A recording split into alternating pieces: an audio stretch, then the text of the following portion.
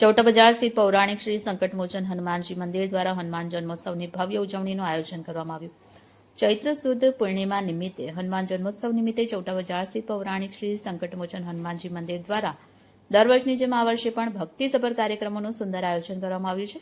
પવનપુત્ર હનુમાનજીના પ્રાગટ્ય મહોત્સવને વધાવવા માટે શહેરના શ્રદ્ધાળુઓમાં ભારે ઉત્સાહ જોવા મળી રહ્યો છે। ઉજવણીના ભાગરૂપે ધાર્મિક અને સામાજિક કાર્યક્રમો યોજાયા છે। સવારે 10 થી બપોરે 4 દરમિયાન વિશ્વ શાંતિ અને કલ્યાણ અર્થે હનુમાન યજ્ઞનું આયોજન કર્યું છે। સાંજે 7 કલાકે કર્મકાંડી ભૂદેવ અજયભાઈ જોશીએ આરતી કરાવી છે। પછી સામૂહિક હનુમાન ચાલીસાનું ગાન કરવામાં આવ્યું છે। આ અવસરે મંદિર પરિસરને રોશની અને ફૂલોથી સુશોભિત કરવામાં આવ્યું છે। હનુમાનજી દાદાને વિશેષ સિંદૂર અભિષેક અને અન્નકૂટ ધરાવવામાં આવ્યું છે। હનુમાનજી મંદિરમાં ટ્રસ્ટી જતીનભાઈ હોરા, લાલભાઈ કણિયા તથા દેવસેવક અનિલભાઈ જાની, બકુલભાઈ જાની, જયેશભાઈ જાનીએ જણાવ્યું કે હનુમાન દાદાના જન્મોત્સવ પ્રસંગે અમે દર વર્ષે સેવાની સરવાણી વહેવડાવીએ છીએ। આ વર્ષે પણ મોટી સંખ્યામાં ભક્તો ઉમટી પડ્યા છે, જે માટે સ્વયંસેવકો દ્વારા તમામ તૈયારીઓ પૂર્ણ કરવામાં આવી છે। તમામ ધર્મપ્રેમી જનતાને આ ભક્તિમય ઉત્સવમાં સહભાગી થવા અને દાદાના આશીર્વાદ લેવા માટે હાર્દિક નિમંત્રણ પણ પાઠવ્યું હતું।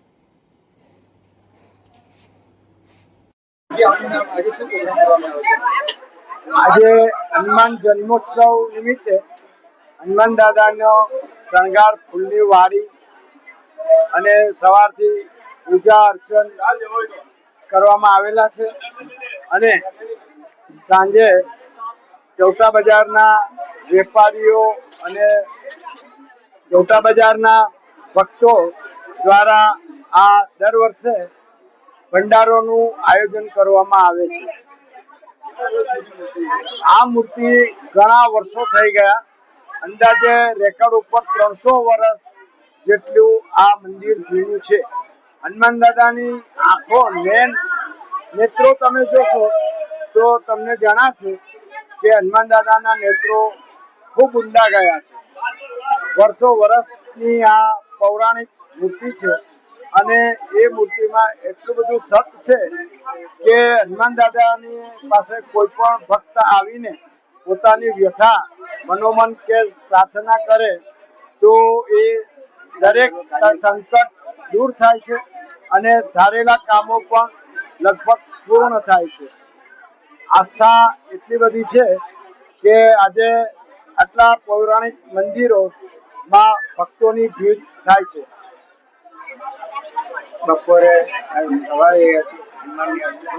આજે સવારે હનુમાન જન્મોત્સવ નિમિત્તે હનુમાન યજ્ઞનું આયોજન ચૌટા બજારના વેપારી મિત્રો અને ચૌટા બજારના રહેવાસીઓ દ્વારા આયોજન કરવામાં આવેલ અને એ સંપૂર્ણ સારી રીતે એ યજ્ઞનું કામ પૂર્ણ થયું છે।